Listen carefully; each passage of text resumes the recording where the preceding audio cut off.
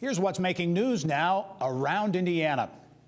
Well, expansion in the orthopedics capital of the world. The Warsaw-based NEXTREMITY Solutions relocating to a new building in the Warsaw Technology Park with plans to create a new headquarters there and more than 100 new jobs, tripling its workforce by 2024. NEXTREMITY is a privately held orthopedics commercialization company taking ideas in the extremity musculoskeletal space from concept to market, partnering with surgeons and industry partners including Zimmer Biomet. CEO Rod Meyer tells me innovation has the potential to fuel more investment and jobs in Kosciuszko County. We believe that it is innovation that will fuel our growth. The more products that we design, more products have to be manufactured. As that product is well accepted around the world, manufacturing capacities have to increase. So truly, innovation is what will drive the future opportunities, not only for our community, but for our county and for the orthopedic industry as a whole. Innovation is what drives growth. NEXTREMITY recently acquired medical device contract manufacturer Lakeland Technology, and the combined company will be housed in that new Warsaw Tech Park location. Kosciuszko Economic Development Corporation CEO Alan Teo says the deal represents the future of the orthopedic industry in Warsaw. Meantime, Canada-based Point BioPHARMA has selected Indianapolis for the company's first U.S. manufacturing facility.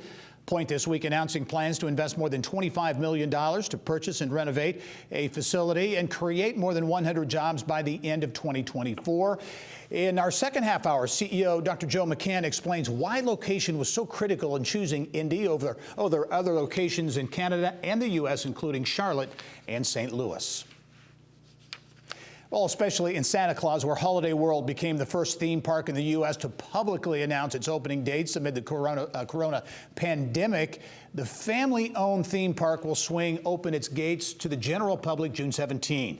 But many question, is it safe? Around Indiana reporter Mary-Rachel Redman made the trip down to Santa Claus to get some answers.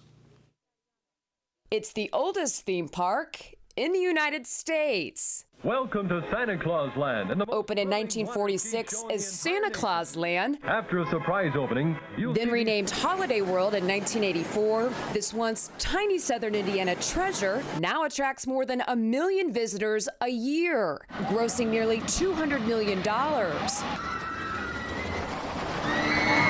As it enters its 74th year of operation, however, it won't quite be business as usual.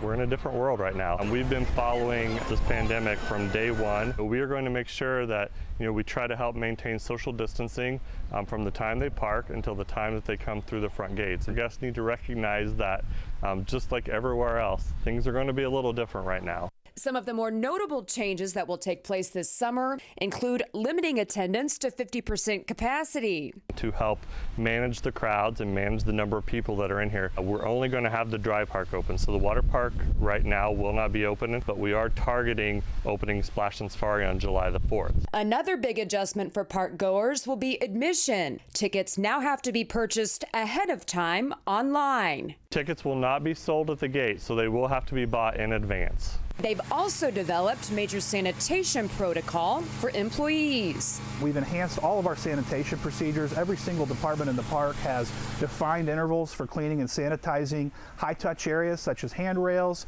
ride restraint systems, seating areas, hand sanitizer. We'll have over 90 of those throughout the park, located near restrooms, food and beverage facilities, attractions. One of the biggest changes to Holiday World this summer is the inline reservation system that not only makes social distancing easier, but the real perk, you only have to wait 15 minutes for your favorite ride. We're installing a new virtual queuing system to allow people to wait for rides virtually instead of being in a physical confined queuing area. So you can go on your smartphone.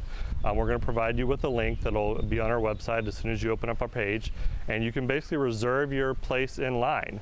You will get a notification then on your phone about 15 minutes beforehand to go to that attraction. If you don't have a smartphone, no problem. We're going to give everybody a wristband so we can utilize the wristband procedures as well. It's definitely been a challenge. There's been a challenge every single day, but we're kind of approaching it from the standpoint that there's things we can do here to improve the business in the long haul. We think things like virtual queuing, it's an opportunity to give, for us to evolve as a business. I think people are going to see the theme park experience not just change, but it's going to improve for the better. Mary-Rachel Redman, Inside Indiana Business.